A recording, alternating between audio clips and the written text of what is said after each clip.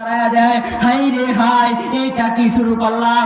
যখন ওই ব্যক্তি এই কথা চিন্তা কইরা আল্লাহ তাআলার পথে ফিরে আসবে, 5 ওয়াক্ত নামাজ পড়া শুরু করবে, হাই রে হাই, এলাকার মানুষ চিন্তা করবে, এলাকার মানুষ মনে মনে ভাববে এই কি রে, এক কারণ হলো এ নামাজ ধরছে কি বাইরে।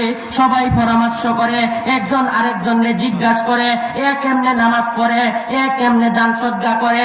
সবাই তখন বলবো, ওই যে এক হুজুরের ওয়াজ শুনছিলাম, অন্তর থেকে ঘৃণা করতে হয় যদি কোনোবা হাত দ্বারা না পারি, মুখ দ্বারা না পারি। এই যে অন্তর থেকে ঘৃণা করার কারণে এই ব্যক্তিটা ভালো হয়ে গেছে, অন্তর থেকে ঘৃণা করেছি আমি, ব্যক্তি ভালো হয়েছে তুমি, তাইলে সব কি হবে না হবে না? এই পিছের ব্যক্তিগুলা কথা কয় না, এরা কি ইসলামের লোক না নাকি? এই ঠিক নাকি বেটিয়ে? তাইলে সৎ কাজে আদেশ করতে হবে, অসৎ কাজে নিষেধ করতে হবে, নামাজ পড়তে হবে, দোকানে আড্ডা দেওয়া ছাড়তে হবে, মানুষকে জুলুম করা ছাড়তে হবে, সুদ ছাড়তে হবে, ঘুষ ছাড়তে হবে। যেই বেটা সুদ খায়, যেই বেটা ঘুষ খায়, এই বেটা কি দিনই কাজ করে কিনা?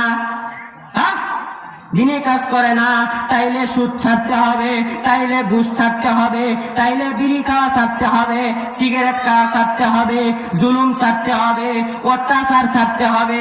হাসিনার মতো খালি পুলিশ দিয়ে গুলি হলে মারলি তো না, হাসিনার মতো মারবে নাকি?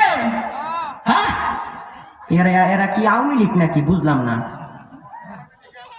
আমরা এরা কি আওয়ামী লীগ নাকি? তাইলে হাসিনার মতো জুলুম করুন যাইব? হ্যাঁ, হাসিনার মতো